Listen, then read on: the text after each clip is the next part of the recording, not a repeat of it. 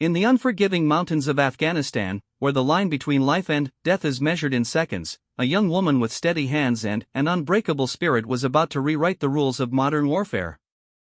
They called her Ghost Angel, a name that would either make grown men laugh or send chills down their spines. Tonight, a decorated SEAL commander was about to discover which reaction was appropriate. What started as mockery in a dusty briefing room would end with a revelation so profound that it would change everything the Special Forces thought they knew about courage, precision, and the true meaning of having someone watch your back from the shadows. This is the story of how one woman's extraordinary skills turned skeptics into believers, and how a single night of impossible odds became legend among the world's most elite warriors. Some stories are born from tragedy, others from triumph. But this story was forged in the crucible where angels fear to tread, and where the impossible becomes reality when the right person holds the trigger. The morning sun cast long shadows across the sprawling military base in Kabul as Lieutenant Sarah Mitchell walked through the compound with purposeful strides. Her boots made soft sounds against the packed earth, barely audible over the distant hum of generators and the occasional roar of aircraft taking off from the nearby runway. At 26, Sarah possessed an unusual combination of gentle features and steel-gray eyes that seemed to take in everything around her with calculated precision. She had been stationed in Afghanistan for 8 months now, serving as a sniper support specialist with the 75th Ranger Regiment. Her official record showed exceptional marksmanship scores, advanced tactical training, and a string of successful missions that had earned her respect among her immediate unit.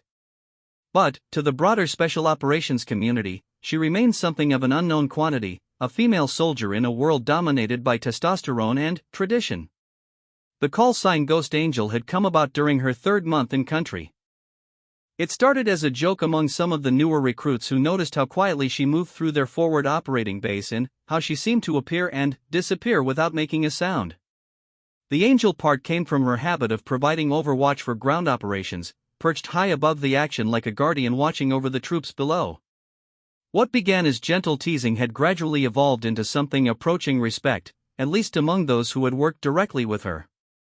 But respect in small circles was different from acceptance in the broader Special Operations community. Sarah understood this dynamic well. She had grown up as the only daughter of a Marine Corps colonel, spending her childhood on various military bases around the world. She had learned early that earning respect meant proving herself over and over again, especially in environments where her presence challenged long-held assumptions about who belonged and who didn't. On this particular morning, Sarah was heading to what promised to be a challenging briefing.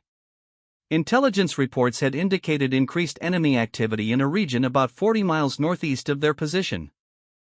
The area was known for its difficult terrain, with steep mountainous ridges and deep valleys that created perfect conditions for ambushes. Local tribal dynamics were complex and often shifted without warning, making it nearly impossible to distinguish between friendly civilians and potential threats. The briefing room was located in one of the more permanent structures on the base, a concrete building that had been constructed by the previous occupying force and now served multiple functions for the American operations. As Sarah approached the entrance, she could hear voices from inside, the kind of confident, overlapping conversation that typically occurred when experienced operators gathered to discuss upcoming missions. She paused outside the door for a moment, checking her watch and ensuring she had all the necessary materials for the briefing. Her sniper rifle case was secured in the armory, but she carried a detailed folder containing topographical maps, weather reports, and intelligence summaries that she had spent the previous evening reviewing. Sarah believed in thorough preparation, understanding that success in her role often depended on factors that others might consider minor details. When she entered the room, the conversation didn't immediately stop, but she noticed several pairs of eyes turn in her direction.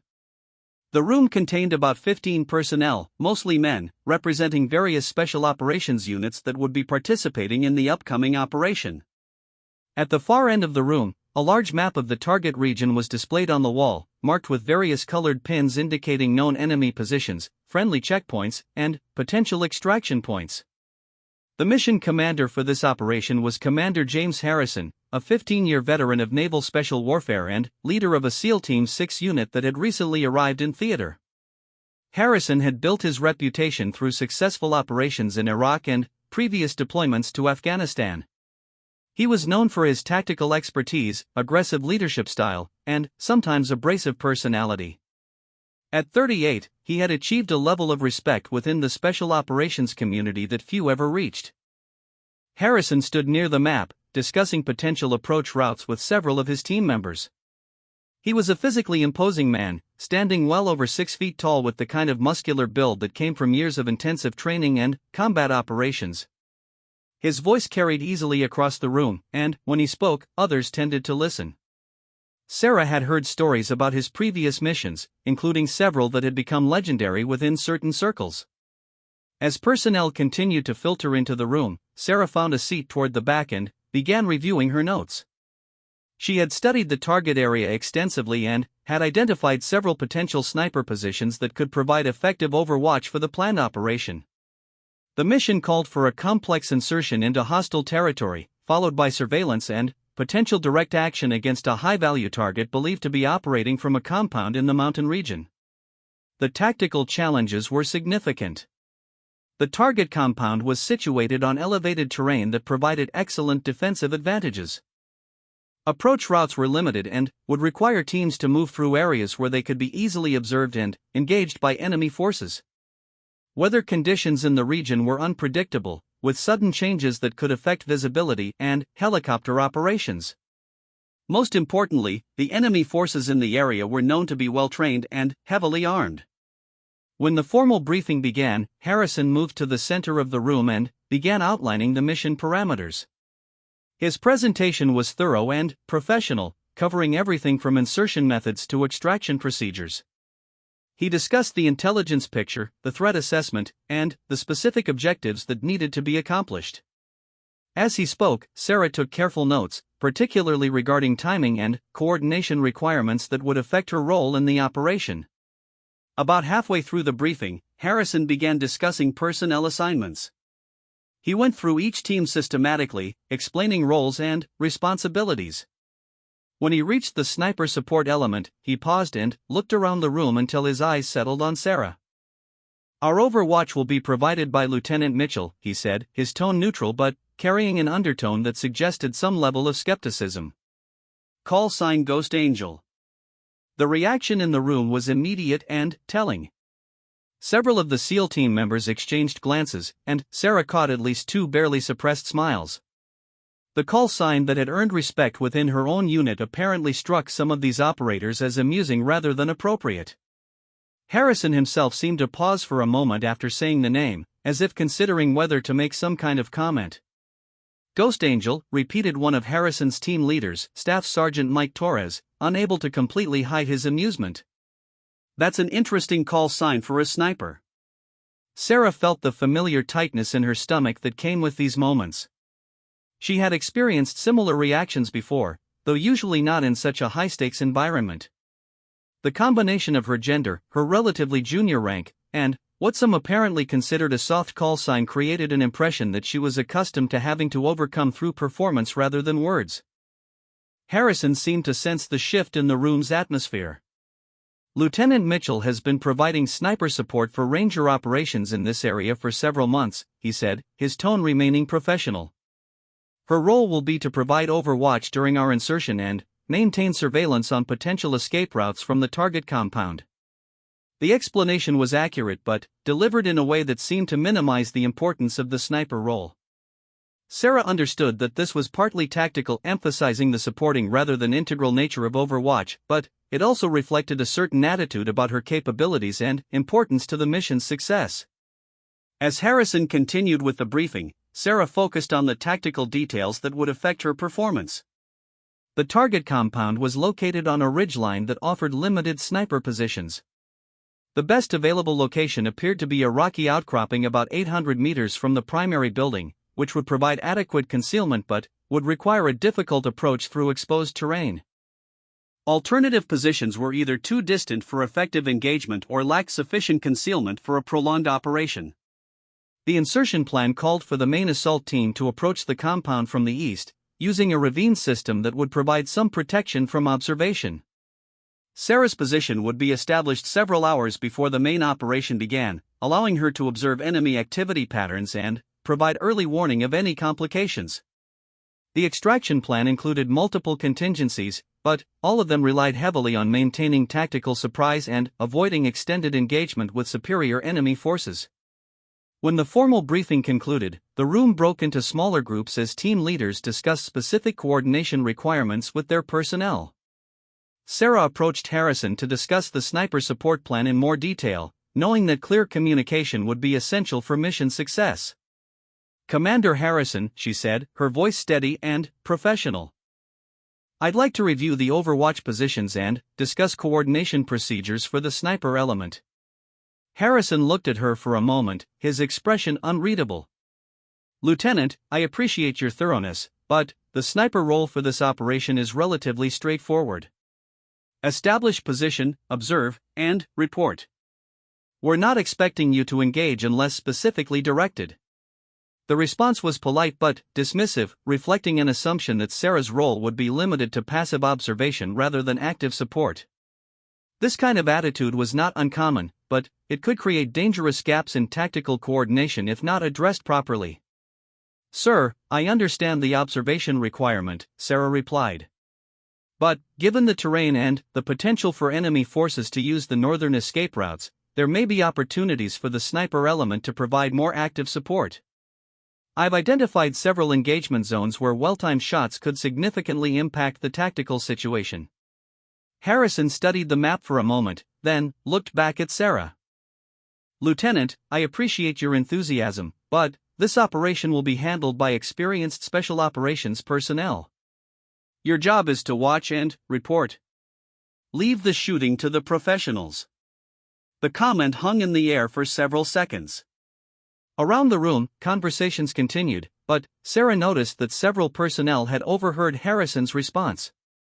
The implication was clear: despite her training, her experience, and her proven track record, she was not considered a professional in the same sense as the male special operations soldiers. Sarah felt a familiar surge of frustration, but she kept her expression neutral. "Understood, sir. I'll focus on observation and communication." "Good," Harrison said, already turning his attention back to the map. "We'll want regular reports on enemy movement and any changes in the tactical situation. Keep the radio chatter to a minimum unless you see something that directly affects our operation." As the meeting continued, Sarah found herself somewhat isolated from the tactical discussions that were taking place among the various team leaders. The assumption seemed to be that her role was sufficiently simple that detailed coordination was unnecessary. While she understood the military hierarchy and the importance of following orders, she also recognized that this attitude could lead to missed opportunities and potentially dangerous oversights. The rest of the day was spent in mission preparation activities.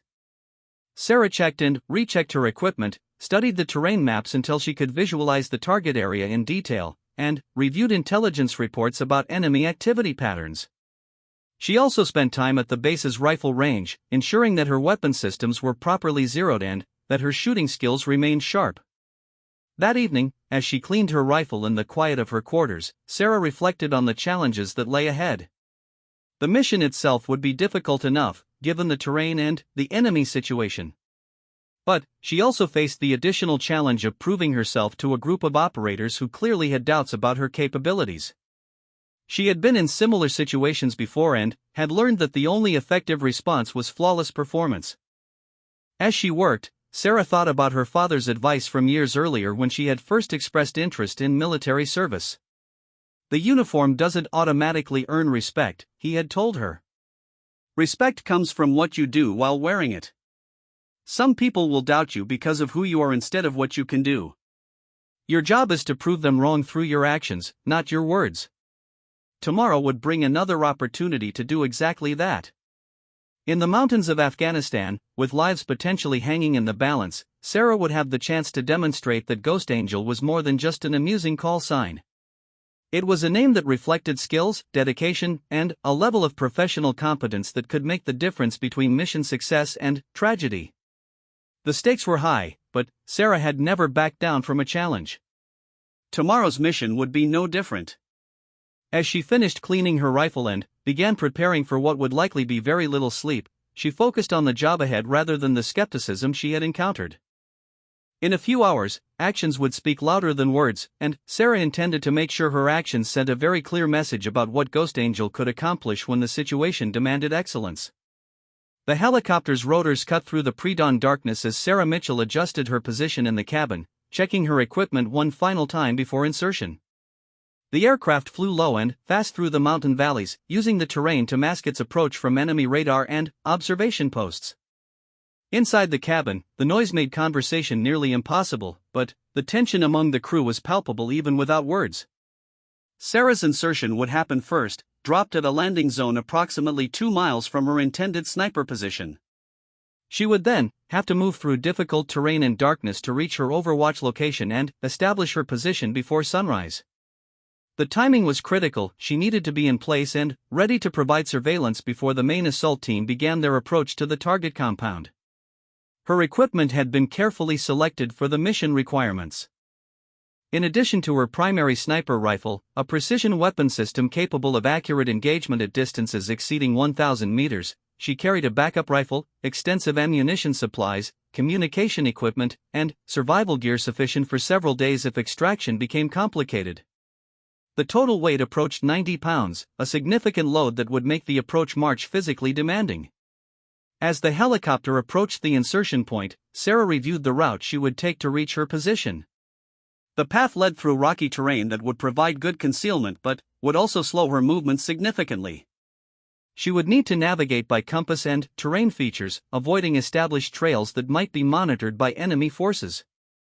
The final approach to her sniper position would require climbing a steep rock face, a maneuver that would be challenging even without the heavy equipment load. The aircraft commanders signaled that they were approaching the landing zone. Sarah moved toward the cabin door and prepared for a fast rope insertion. This technique would allow the helicopter to hover briefly while she descended on a thick rope, minimizing the aircraft's exposure to potential enemy fire. She had performed this type of insertion many times during training, but doing it in hostile territory with full combat equipment added layers of complexity and risk. The helicopter slowed and began its hover as Sarah attached her equipment to the rope system. Below her, the landing zone appeared as a small clearing surrounded by rocky outcroppings and scattered vegetation. Intelligence reports had indicated the area was unoccupied by enemy forces, but, in Afghanistan, intelligence could change rapidly and without warning. Sarah began her descent, controlling her speed carefully to avoid injury while moving quickly enough to minimize the helicopter's exposure time. The rope burned slightly against her gloves as she managed the descent, and the rotor wash from above created a whirlwind of dust and debris that made seeing the ground difficult. When her boots touched down, she immediately disconnected from the rope and moved away from the landing zone, seeking cover among the nearby rocks. The helicopter departed as quickly as it had arrived, its sound fading rapidly as it flew back toward the base. Within minutes, Sarah was alone in the Afghan mountains, surrounded by the profound silence that follows the departure of aircraft in remote areas. She took a moment to orient herself, checking her compass and identifying terrain features that would guide her movement toward the target area. The march to her sniper position took nearly 3 hours. Moving through the rocky terrain with heavy equipment proved as challenging as she had anticipated. The route required constant attention to foot placement and balance, particularly during the steeper sections where a fall could result in serious injury or equipment damage.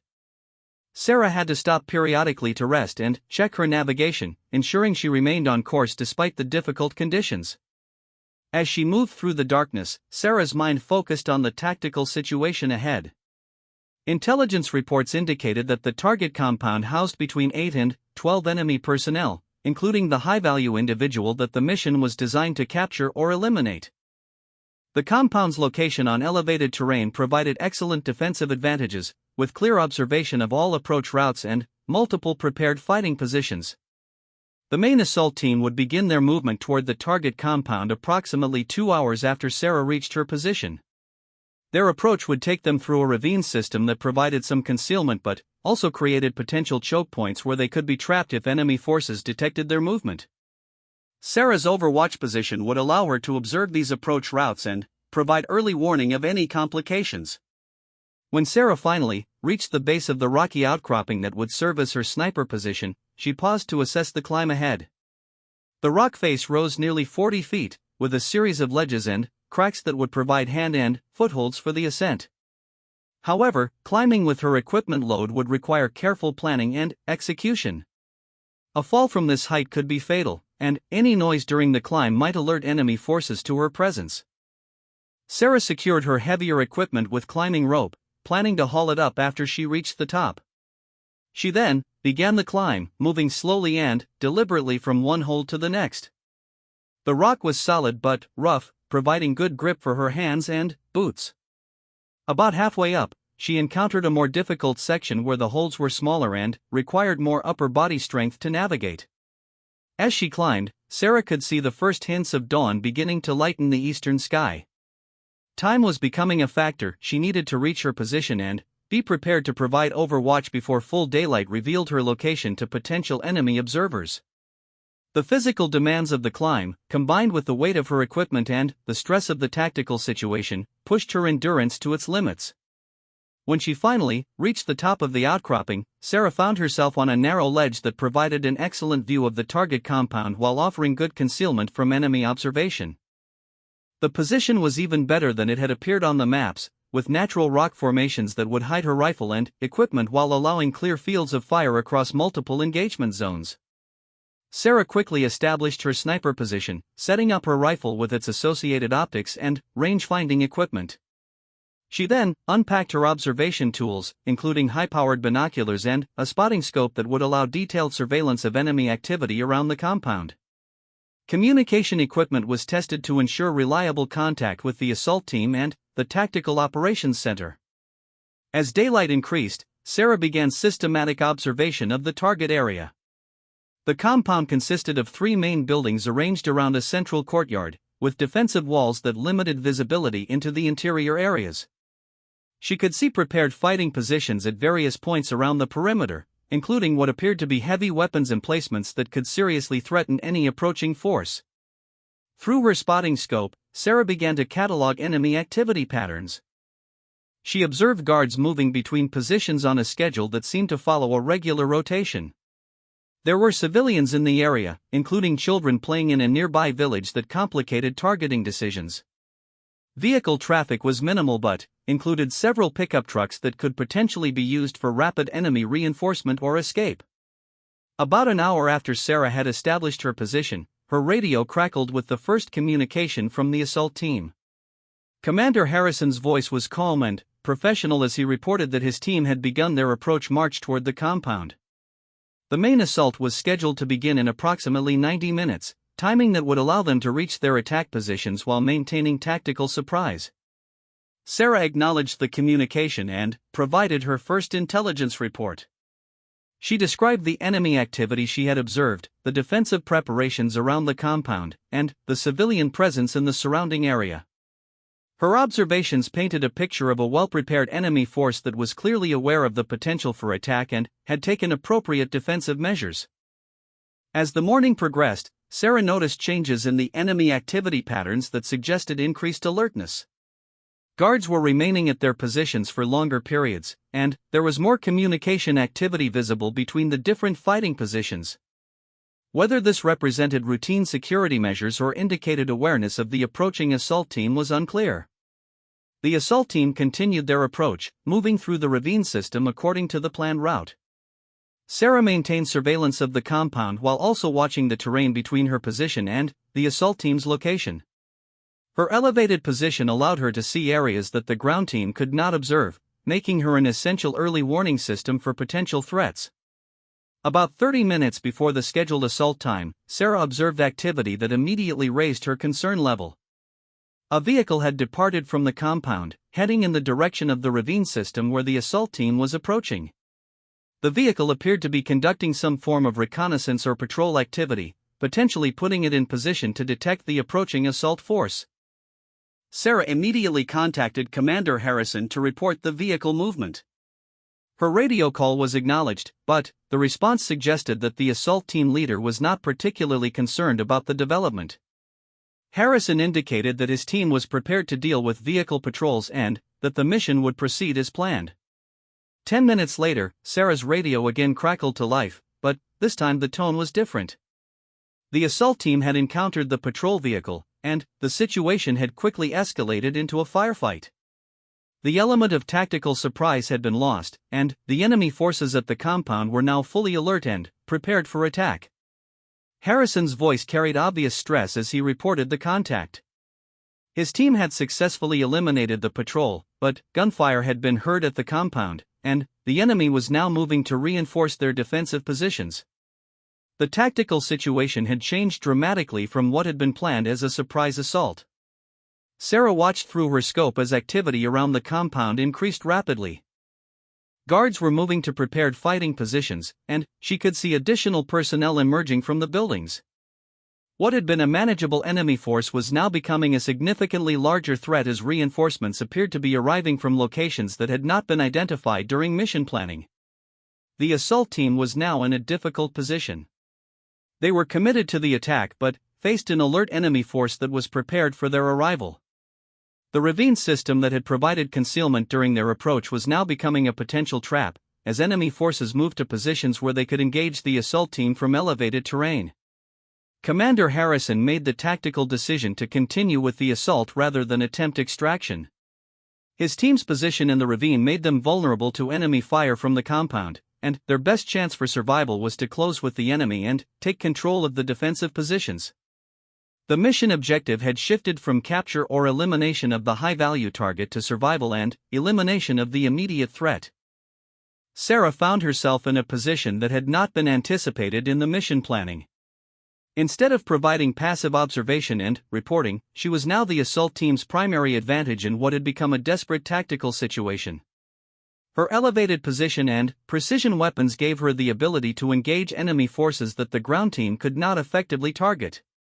Without waiting for specific authorization, Sarah began engaging enemy personnel who were moving to positions where they could threaten the assault team.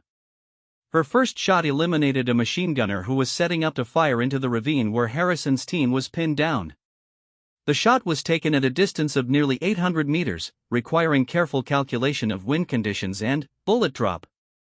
The effect of Sarah's intervention was immediate and dramatic. The enemy forces at the compound began to realize they were under fire from an unknown location, causing confusion and disruption in their defensive preparations. Several enemy personnel abandoned their positions to seek cover, reducing the volume of fire directed at the assault team. Sarah continued engaging targets methodically, focusing on enemy personnel who posed the greatest threat to the assault team's survival. Each shot was carefully planned and executed, taking into account the complex ballistics required for precision shooting at extended range. Her training and experience allowed her to maintain accuracy even under the stress of combat conditions. Commander Harrison's voice came over the radio again, this time with obvious amazement in his tone. "Ghost Angel, this is actual. Outstanding shooting. Continue engaging enemy positions on the north side of the compound." For the first time since the mission had begun, Sarah heard genuine respect in Harrison's communication. The skepticism and dismissiveness from the previous day's briefing had been replaced by professional appreciation for capabilities that were proving essential to mission success. The tactical situation continued to evolve rapidly as Sarah's precision fire allowed the assault team to advance from the ravine toward the compound. Her ability to eliminate specific threats at critical moments gave Harrison's team the advantage they needed to close with the enemy and begin taking control of the defensive positions. As the morning sun climbed higher in the Afghan sky, what had begun as a routine mission had become a test of skills, courage, and determination that would be remembered long after the immediate tactical objectives had been accomplished. The battle for the compound intensified as Commander Harrison's assault team fought their way out of the ravine system and began their advance toward the main defensive positions. Sarah's precision fire had disrupted the enemy's initial response, but the defenders were now adapting to the threat from her elevated position. They began using smoke grenades and moving in patterns designed to avoid exposure to her line of sight. Through her spotting scope, Sarah could see the tactical complexity developing around the compound. The enemy forces were better trained and more disciplined than intelligence reports had suggested. They were using coordinated fire and movement techniques, establishing overlapping fields of fire, and demonstrating the kind of tactical sophistication typically associated with professional military units rather than irregularly trained insurgents. Harrison's team had managed to establish a foothold near the outer defensive wall, but their progress toward the main buildings was being slowed by determined resistance. Sarah could see muzzle flashes from multiple positions around the compound as the defenders maintained steady volumes of fire. The SEAL team was taking cover behind whatever terrain features they could find, but their position remained precarious. Sarah's radio crackled with Harrison's voice, now strained with the stress of prolonged combat. "Ghost Angel, we need suppression fire on the building directly north of our position. Multiple shooters, second-floor windows." Sarah adjusted her scope and identified the building Harrison had referenced. She could see movement in several windows, with enemy personnel using the elevation to fire down at the assault team's positions. The range was approximately 700 meters, well within her capabilities, but the targets were partially concealed and would require precise shooting to neutralize effectively. Her first shot shattered a window and eliminated one of the shooters, causing the others to immediately seek cover deeper within the building. Sarah methodically engaged each window position, forcing the enemy personnel to abandon their advantageous firing positions. The suppression effect was immediate. The volume of fire directed at the assault team decreased significantly, allowing them to resume their advance. As Harrison's team moved closer to the compound buildings, the tactical situation became increasingly complex. Enemy reinforcements were arriving from directions that had not been anticipated in the mission planning. Sarah observed vehicles approaching from the west, carrying additional fighters who quickly dismounted and moved to join the defensive effort. The arrival of reinforcements changed the tactical balance significantly. What had begun as an assault against a fixed defensive position was becoming a larger engagement with potentially superior enemy numbers. Harrison's team was now facing the possibility of being surrounded and overwhelmed by forces approaching from multiple directions. Sarah immediately reported the reinforcement activity to Harrison while simultaneously engaging the newly arrived enemy personnel. Her elevated position allowed her to observe and target the reinforcements while they were still moving into position, preventing them from establishing effective firing positions against the assault team. The engagement became a race against time. Harrison's team needed to complete their assault and secure the compound before additional enemy forces could arrive and completely surround their position. Sarah's continued precision fire was essential to maintaining the tactical advantage that would allow the assault team to accomplish their mission and extract successfully. Through her scope, Sarah observed Harrison personally leading his team in a direct assault against the main compound building. The SEAL commander was demonstrating the kind of aggressive leadership that had earned him his reputation within the special operations community. He moved from position to position under enemy fire, coordinating his team's advance and maintaining the momentum necessary for success. The assault team's advance brought them into close contact with the enemy defenders, and the engagement shifted from long-range firing to close-quarters combat.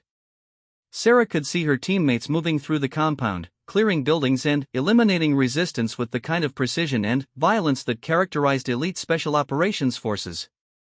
However, the close-quarters nature of the fighting also limited Sarah's ability to provide fire support without risking friendly casualties. She shifted her focus to observing the surrounding area and engaging any enemy forces that might threaten the assault team from external positions. Her role evolved from direct fire support to perimeter security and early warning. As Harrison's team fought through the compound, Sarah noticed activity in a building that had not been part of the original target assessment. Through her scope, she observed what appeared to be a high-value individual attempting to escape through a concealed exit on the north side of the compound. The individual was moving with several heavily armed escorts toward a vehicle that had been positioned for rapid departure. Sarah immediately contacted Harrison to report the escape attempt, but the assault team leader was heavily engaged in close combat and unable to respond to the threat. The tactical situation required immediate action to prevent the loss of what might be the primary mission objective, a high-value target that the entire operation had been designed to capture or eliminate. The escape route took the target group through an area that was visible from Sarah's position but would be difficult for the assault team to reach quickly. The range was extreme for a precision shot, nearly 1,000 meters, and the targets were moving rapidly toward their vehicle. Sarah had perhaps 30 seconds to make a decision that could determine the success or failure of the entire mission. The shot required calculation of multiple factors including wind speed and direction, target movement, bullet drop over the extended range, and the need to select the most critical target from among the moving group. Sarah's training had prepared her for exactly this type of engagement, but the pressure of the tactical situation added complexity that could not be replicated in any training environment. Sarah steadied her rifle and controlled her breathing as she calculated the shot. The high-value target was moving toward the vehicle in a pattern that would provide one clear opportunity for engagement before he reached cover. The wind conditions were manageable but required careful compensation for the extended range. Most challenging was the need to time the shot to intersect with the target's movement pattern. When Sarah squeezed the trigger, the shot felt perfect. The rifle's recoil was absorbed smoothly, and, through her scope, she watched the bullet's trajectory toward the distant target. At extreme range, there was a brief delay between the trigger pull and the visible impact, time during which the success or failure of the shot remained unknown. The bullet struck the high-value target precisely as he reached for the vehicle's door handle. The impact was immediately fatal, and the target's escorts paused momentarily in confusion before beginning to return fire in Sarah's general direction. However, their response was ineffective due to the extreme range and their inability to precisely locate her position. Sarah's successful elimination of the high-value target fundamentally changed the tactical situation. The primary mission objective had been accomplished, which meant that Harrison's team could now focus on extraction rather than continuing to fight through the compound. The psychological effect on the remaining enemy forces was also significant. The loss of their leader caused visible disruption in their coordination and resistance. Harrison's voice came over the radio with obvious excitement. "Ghost Angel, outstanding shot. Target is down. Initiating extraction procedures." The successful elimination of the high-value target marked a turning point in the engagement, but the tactical challenges were far from over. Harrison's team still needed to extract from the compound and reach their extraction point while potentially facing continued resistance from the remaining enemy forces. Additional reinforcements were still arriving in the area, and the longer the engagement continued, the more difficult extraction would become. Sarah maintained her overwatch position as Harrison's team began their withdrawal from the compound. The extraction plan called for them to move through a different route than their approach, using terrain features that would provide concealment from enemy observation. However, the prolonged engagement had altered the tactical situation in ways that made the original extraction plan potentially problematic. Through her scope, Sarah observed enemy forces moving to positions where they could interdict the assault team's planned withdrawal route. The remaining defenders were clearly attempting to prevent the team's escape, understanding that allowing them to withdraw successfully would represent a complete tactical defeat for their forces. Sarah began engaging these interdiction attempts, using precision fire to prevent enemy forces from establishing positions along the extraction route. Her continued fire support was essential to maintaining the corridor that would allow Harrison's team to reach their extraction point safely. The withdrawal became a fighting retreat, with Harrison's team moving by bounds while Sarah provided overwatch and eliminated threats as they developed. The coordination between the sniper position and the ground team had evolved into the kind of seamless tactical cooperation that represented the highest level of special operations effectiveness. As Harrison's team moved through the extraction route, Sarah began planning her own withdrawal from the sniper position. She would need to climb down from the rocky outcropping and move to an alternate extraction point where she could be picked up by helicopter. The timing would be critical. She needed to maintain fire support for as long as possible while still allowing sufficient time for her own extraction. The enemy forces made several attempts to assault Sarah's position directly, apparently recognizing that eliminating the sniper would significantly improve their tactical situation. However, her elevated position and the difficulty of the approach route made these attempts unsuccessful. Sarah was able to observe the approaching threats and engage them before they could reach effective range. As the morning progressed toward noon, the tactical situation began to stabilize in favor of the American forces. Harrison's team had successfully withdrawn from the immediate area around the compound and was approaching their extraction point. The high-value target had been eliminated, and the enemy forces had suffered significant casualties that reduced their ability to continue effective resistance. Sarah received the signal to begin her own extraction as Harrison's team reached their pickup point. She quickly broke down her sniper position, packing her equipment for the movement to her alternate extraction site. The climb down from the rocky outcropping would be challenging with the heavy equipment load, but the tactical situation no longer required her to maintain the elevated position. As she began her descent, Sarah reflected on the events of the morning. What had begun as a mission where her role was minimized and her capabilities questioned had evolved into a situation where her skills had proved essential to mission success. The precision fire support she had provided had made the difference between success and potential disaster for Harrison's assault team. The extraction helicopter arrived at Sarah's pickup point as she reached the designated landing zone.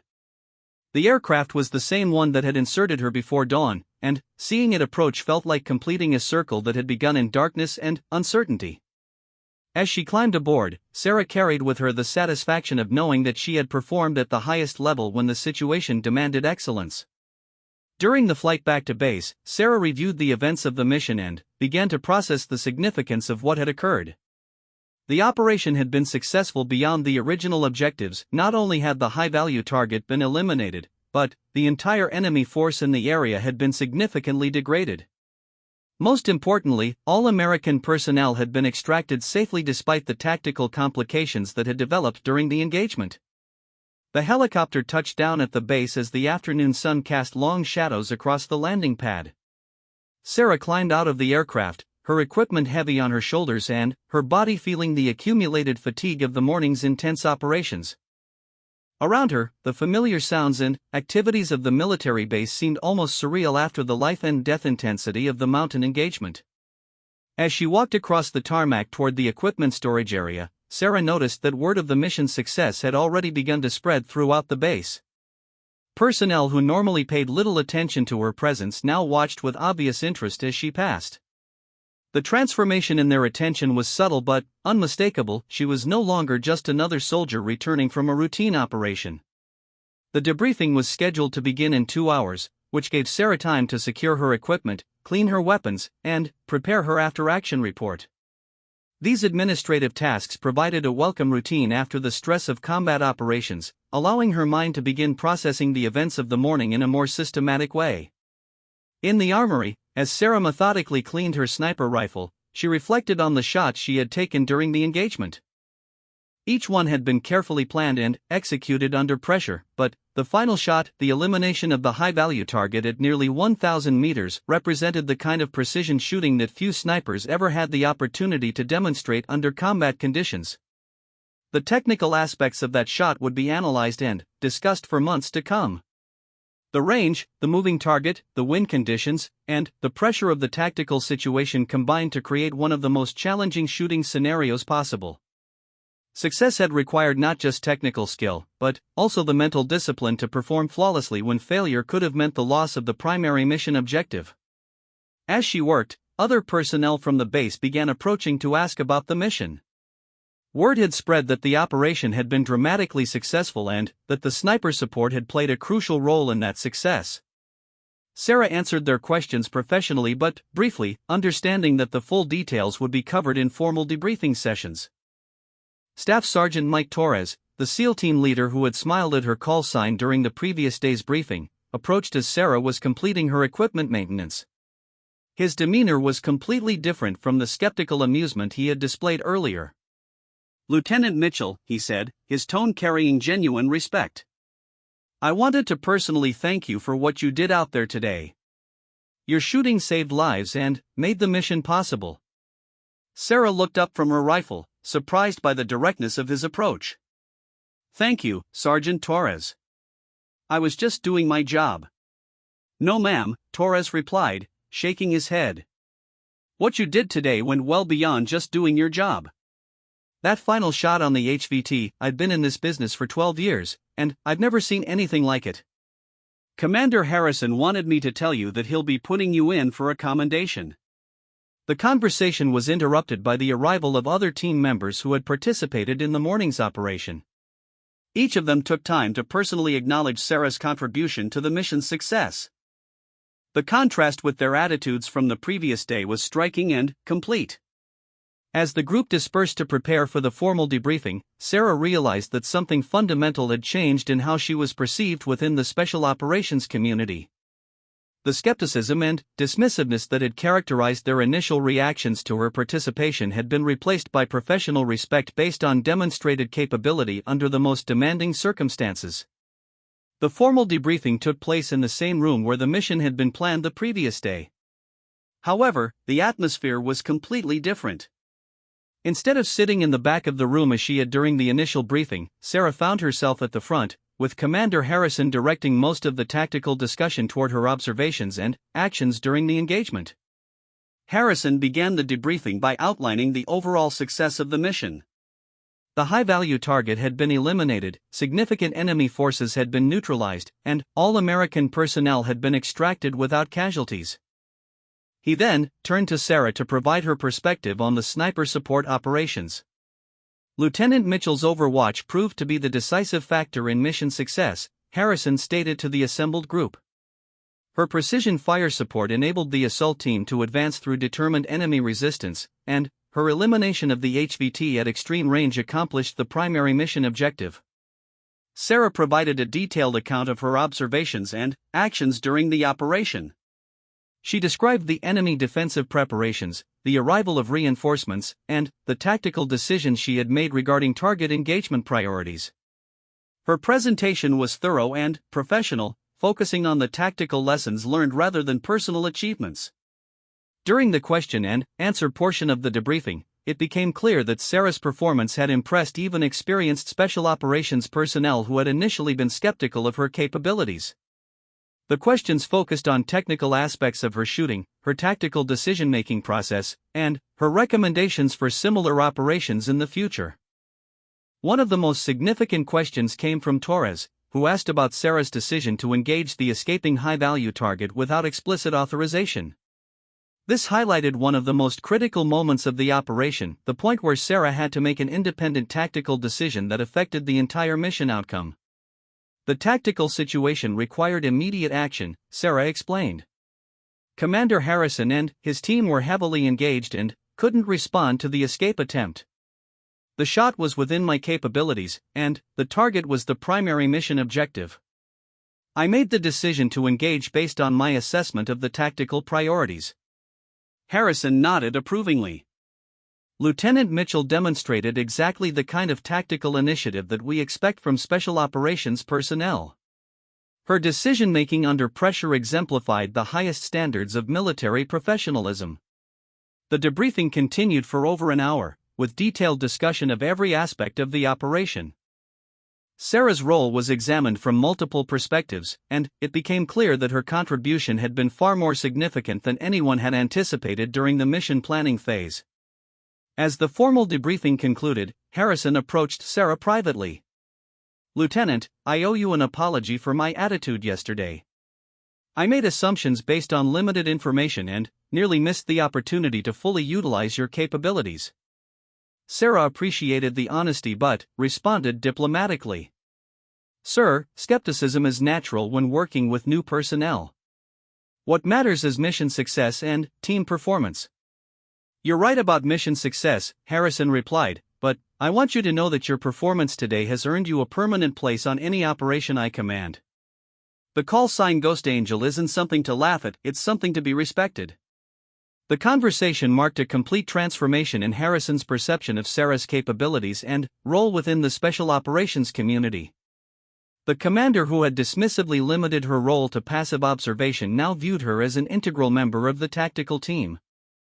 Over the following days, word of Sarah's performance spread throughout the broader special operations network in Afghanistan. The story of the 1,000-meter shot that eliminated the high-value target became legendary within sniper communities, and requests began arriving for her participation in other high-priority operations. The transformation in attitudes was evident in every aspect of base life. Personnel who had previously viewed her with curiosity or mild skepticism now approached her with genuine professional respect. Her inclusion in tactical planning sessions became automatic rather than grudging, and her opinions on operational matters were sought and valued. Sarah found herself invited to participate in advanced training exercises with other special operations units, opportunities that had not been available to her before the successful mission. These invitations represented recognition that she had earned her place among the elite operators who formed the core of Special Operations Forces in Afghanistan. The psychological impact of the mission's success extended beyond immediate recognition. Sarah realized that she had definitively proven to herself that she could perform at the highest level under the most demanding circumstances. The doubts and uncertainties that had occasionally surfaced during her early months in theater had been replaced by quiet confidence based on demonstrated capability. However, Sarah also understood that success brought increased expectations and responsibilities. Future missions would be planned with the assumption that she could deliver the same level of performance she had demonstrated during the compound assault. The pressure to maintain that standard would be constant and demanding. As she prepared for sleep that night, Sarah reflected on the events that had transformed her from a peripheral participant in special operations to a respected member of the elite community. The journey from skepticism to respect had been accomplished through actions rather than words, performance rather than promises. The base was quiet in the late evening hours, with only essential personnel maintaining their duties. Sarah's quarters provided a peaceful environment for contemplating the day's events and their broader significance. Tomorrow would bring new challenges and opportunities, but tonight she could rest with the satisfaction of knowing that she had proven herself when it mattered most. The mission had validated not just her individual capabilities, but also the broader principle that excellence in military service was determined by performance rather than demographics. Sarah had demonstrated that dedication, training, and skill were the true measures of value in special operations, regardless of any other factors that might create initial skepticism. As she drifted toward sleep, Sarah thought about her father's advice about earning respect through actions rather than words. The morning's mission had provided the ultimate test of that philosophy, and the results had exceeded even her own expectations. Ghost Angel was no longer just a call sign, it had become a symbol of precision, reliability, and excellence under pressure. The reputation she had earned would follow her throughout her military career, opening doors to opportunities and responsibilities that might otherwise have been unavailable. But, more importantly, she had proven to herself that she belonged among the best, that her dedication and training could stand up to the ultimate test of combat operations in one of the world's most challenging environments. 3 weeks after the compound mission, Sarah found herself standing in the same briefing room where Commander Harrison had first dismissed her capabilities. This time, however, she was there as a requested participant in a joint operation involving multiple special operations units. The transformation in her status within the community was complete and undeniable. The mission being planned was significantly more complex than the previous operation. Intelligence had identified a network of enemy commanders operating from multiple locations across a wide geographic area. The operation would require coordinated strikes against 3 separate targets, with precise timing and exceptional tactical coordination to prevent the escape of high-value individuals. Harrison was again serving as the overall mission commander, but his approach to including Sarah in the planning process was dramatically different from their previous interaction. Rather than relegating her to a passive observational role, he had specifically requested her participation as the primary sniper asset for the most challenging target in the operation. Ghost Angel will provide overwatch for Target Alpha, Harrison announced to the assembled special operations personnel. This target requires precision engagement at extended range with multiple potential complications. Lieutenant Mitchell has demonstrated the capabilities necessary for this mission profile. The briefing room contained representatives from SEAL teams, Delta Force operators, Army Rangers, and Air Force Special Operations personnel. These were among the most experienced and capable military professionals in the world, and their acceptance of Sarah as an equal participant represented validation at the highest levels of the special operations community. The target assigned to Sarah presented technical challenges that exceeded even her previous accomplishments. The engagement range would approach 1,200 meters, well beyond the distances typically considered practical for precision shooting. The target location was positioned in terrain that would require her to shoot across a valley with complex wind patterns and elevation changes that would affect bullet trajectory. Additionally, the timing of her shot would need to coordinate precisely with ground assault operations at the other 2 targets. The network of enemy commanders was known to communicate regularly, and eliminating all 3 simultaneously was essential to preventing warnings that could allow some targets to escape before the operations could be completed. Sarah studied the mission parameters with the same meticulous attention to detail that had characterized her previous preparation. The technical requirements pushed the boundaries of what was possible with current sniper weapons and optics, requiring calculations and preparations that left no margin for error. The approach to her firing position would require an insertion by helicopter followed by a 6-hour movement through mountainous terrain. The route would take her through areas of potential enemy activity, requiring stealth and tactical awareness throughout the approach march. Once in position, she would need to remain concealed for up to 12 hours while conducting surveillance and preparing for the coordinated engagement.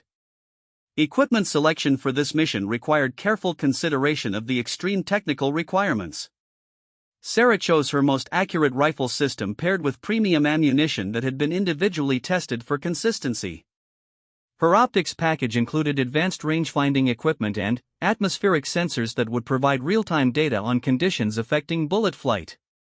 The weather forecast for the operation date showed variable wind conditions with the possibility of sudden changes that could affect shot placement. Sarah would need to monitor atmospheric conditions continuously and be prepared to make rapid adjustments based on changing environmental factors. As the mission date approached, Sarah found that her preparation routine had evolved to reflect her enhanced status within the special operations community. Instead of working in isolation as she had before her first successful mission, she now participated in comprehensive rehearsals with the entire operation team. Her input on tactical planning was sought and incorporated into the final operational procedures. Commander Harrison personally reviewed Sarah's mission preparation, demonstrating the level of attention that was now devoted to ensuring her success. Their planning sessions reflected mutual professional respect and shared commitment to operational excellence rather than the skepticism and dismissiveness that had characterized their initial interactions. "This shot will be the most technically challenging engagement of the entire operation," Harrison observed as they reviewed the target parameters. "Success depends on precision that very few people in the world can deliver under these conditions." Sarah appreciated the confidence Harrison expressed in her capabilities, but she also understood the pressure that accompanied such expectations. The mission's success would largely depend on her ability to deliver a perfect shot at the precisely coordinated moment, with no opportunity for correction or second attempts. The night before the operation, Sarah followed her established routine of equipment checks and mental preparation. However, she no longer felt the isolation and uncertainty that had characterized her preparation for the first mission. She was now fully integrated into the special operations community, with teammates who respected her skills and trusted her judgment. The insertion went smoothly, with Sarah reaching her designated landing zone and beginning the approach march toward her firing position. The terrain was even more challenging than anticipated, requiring careful navigation through rocky areas where a misstep could result in injury or equipment damage that would compromise the mission. During the 6-hour movement, Sarah encountered two situations that required tactical decision-making. The first involved avoiding a group of civilians who were unexpectedly present in an area that intelligence had indicated would be unoccupied. The second required changing her route when she observed signs of recent enemy activity along her planned path. Both situations tested Sarah's fieldcraft and tactical judgment, skills that had been developed through months of operations in Afghanistan but had not been fully evaluated during her previous missions. Her ability to adapt to unexpected circumstances while maintaining mission focus demonstrated the comprehensive capabilities that distinguished elite operators from ordinary soldiers. When Sarah finally reached her firing position, she found herself on a narrow ridge overlooking the target valley. The position provided excellent observation of the target building but required careful positioning to avoid detection by enemy forces in the area. The range to the target measured exactly 1,197 meters, confirming the extreme difficulty of the engagement requirements. Sarah established her position with meticulous attention to concealment and stability. The shot would require absolute precision, and every aspect of her setup needed to be perfect. She tested her equipment systems, confirmed her range calculations, and began the systematic observation of target area activity that would continue until the moment of engagement. Through her spotting scope, Sarah observed the target building and surrounding area for several hours, developing an understanding of activity patterns and identifying the specific location where the high-value target was most likely to appear. The building showed signs of significant security measures, with guards positioned at multiple locations and vehicles that could be used for rapid escape. As the time for coordinated engagement approached, Sarah received status reports from the other elements of the operation. The assault teams were moving toward their respective targets, and all elements reported readiness to execute the simultaneous strikes. The precision timing required for mission success depended on split-second coordination among units separated by many miles. Sarah's radio crackled with the final coordination message from Harrison. All elements were in position, and the coordinated engagement would begin in 30 seconds. Sarah's target had appeared at the designated location, and atmospheric conditions were within acceptable parameters for the extreme range engagement. The countdown proceeded with mechanical precision. At the designated moment, Sarah squeezed the trigger of her rifle, sending a precisely calculated projectile across the valley toward a target that appeared no larger than a pinpoint through her scope. The shot represented the culmination of years of training, months of combat experience, and weeks of specific preparation for this particular engagement. Through her scope, Sarah watched the bullet's trajectory across the valley, a flight that would take nearly 2 seconds to complete at the extreme range involved. During those seconds, the success or failure of a complex multi-unit operation hung in the balance, dependent on calculations and execution that pushed the boundaries of what was humanly possible. The bullet struck precisely as calculated, eliminating the target at the exact moment that the other elements of the operation engaged their respective objectives. The coordination was flawless, and, within minutes, confirmation arrived that all 3 targets had been successfully neutralized simultaneously. Harrison's voice came over the radio with obvious emotion. "Ghost Angel, outstanding shot. Mission successful. All elements report objectives accomplished." The successful completion of this operation established Sarah's reputation as one of the premier precision shooters in the special operations community. The technical difficulty of the 1100-meter shot, combined with the split-second timing requirements, created a standard of excellence that few could match. As Sarah began her extraction from the firing position, she reflected on the journey that had brought her from skepticism to respect within the special operations community. The transformation had required not just technical skill, but also mental resilience, adaptability, and unwavering commitment to excellence under the most demanding circumstances. During the helicopter flight back to base, Sarah realized that she had achieved something beyond personal recognition. Her success had opened doors for other women who might follow similar paths within special operations forces. She had demonstrated that excellence in military service was determined by capability and dedication rather than any other factors. The debriefing for this mission was conducted at a higher classification level, reflecting the strategic importance of the targets that had been eliminated. Sarah's contribution was recognized not just as technically exceptional, but as strategically significant to broader operations in the region. In the weeks that followed, requests for Sarah's participation in other high-priority missions arrived regularly. Her reputation had spread throughout the international special operations community, and she found herself working with units from allied nations who sought the precision capabilities she could provide. Commander Harrison, who had evolved from skeptic to advocate, summarized the transformation best during one of their operational planning sessions. "When I first heard the call sign Ghost Angel, I thought it was a joke. Now I understand that it represents something much more significant. It represents precision, reliability, and excellence that can be counted on when everything else is falling apart." Sarah's story became part of the oral tradition within Special Operations Forces, passed along through training programs and informal conversations among operators around the world. The tale of the SEAL commander who laughed at her call sign and was subsequently amazed by her performance illustrated broader lessons about assumptions, capabilities, and the importance of evaluating people based on their actions rather than preconceptions.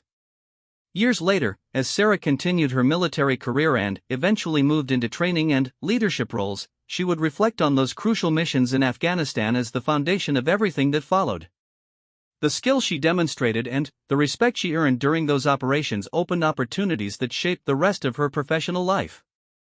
The call sign Ghost Angel became synonymous with precision shooting excellence throughout the military community. Future generations of snipers would study Sarah's techniques and strive to achieve the standards she had established under combat conditions. Her legacy extended beyond personal achievement to influence training programs and operational procedures that would benefit countless other military professionals. The story that began with skepticism and dismissive laughter concluded with profound respect and lasting influence. Sarah had proven that dedication, training, and skill were the true measures of value in military service, regardless of any other factors that might create initial doubt. Her journey from outsider to legend illustrated the transformative power of excellence under pressure and the universal truth that actions speak louder than words in determining a person's worth.